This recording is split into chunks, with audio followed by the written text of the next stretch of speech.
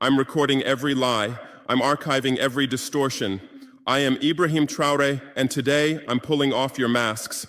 Yes, you heard correctly.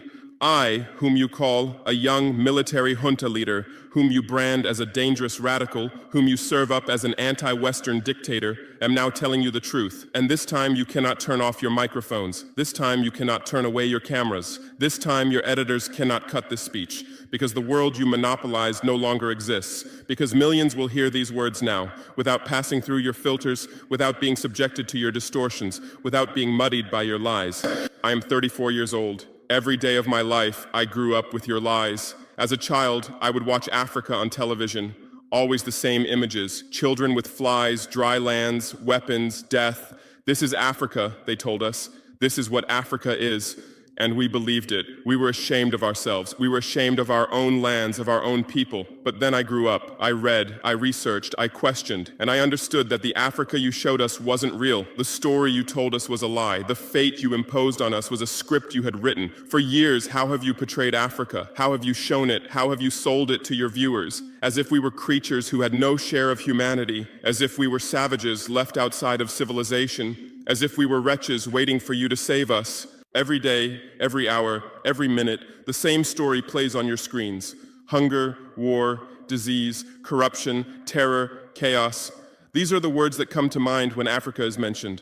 In your Africa dictionary, there are no other words. No hope, no success, no development, no resistance, no honor, no pride, no victory. So I ask you, New York Times, Washington Post, Guardian, Le Monde, have you ever made Africa's successes your headlines? How many times have you written about Rwanda's technology miracle? How many times have you shown Ethiopia's reforestation project? How many times have you praised Botswana's democratic success? How many times have you described Kenya's entrepreneurial ecosystem? No, because these don't fit your scenario. Your Africa cannot be successful. It cannot, because then how will you legitimize your exploitation? If it's not in need of help, how will you intervene? If it's not backward, how will you look down on it? Have you ever asked yourselves, has any editor sitting at their desk, any news director in a meeting, any columnist at their keyboard ever thought, why are the people of the world's richest lands poor? Here are the numbers for you, real numbers. Africa owns 70% of the world's cobalt reserves. Your cell phone, your computer, your electric car won't work without cobalt.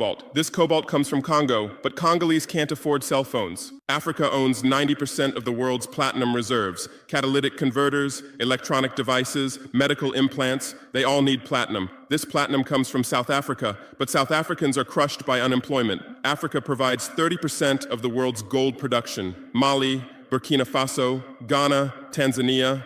Gold flows like rivers from our lands, but our people swim in poverty. Africa supplies 65% of the world's diamond production. Botswana, Angola, Congo, Sierra Leone, billions of dollars worth of diamonds are extracted, but our miners live on $1 a day. Africa owns 35% of the world's uranium reserves. Niger, Namibia, South Africa. Nuclear plants run on our uranium. Paris lights burn with our uranium, but our villages have no electricity. And you still ask, why is Africa poor? No, the right question is, how was Africa kept poor while being so rich? Here's your answer. Colonialism didn't end, it changed shape. You used to come and occupy our lands. Now you come and establish companies. You used to take by force. Now you make agreements. You used to rule with the whip. Now you rule with credit. Let me give you concrete examples. With numbers, names, dates, but you'll never write about these. Glencore, Swiss-based mining giant, extracting cobalt in Congo. 2022 revenue, $256 billion.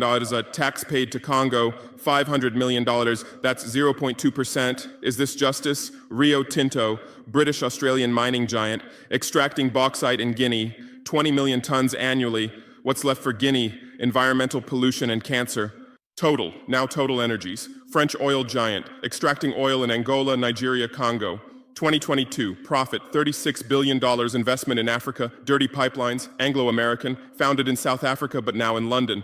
Diamonds, platinum, iron, taking everything. What it left in South Africa? 6 million unemployed miners. And these are just the tip of the iceberg. What about the invisible, the secret deals, the offshore accounts, the transfer pricing tricks?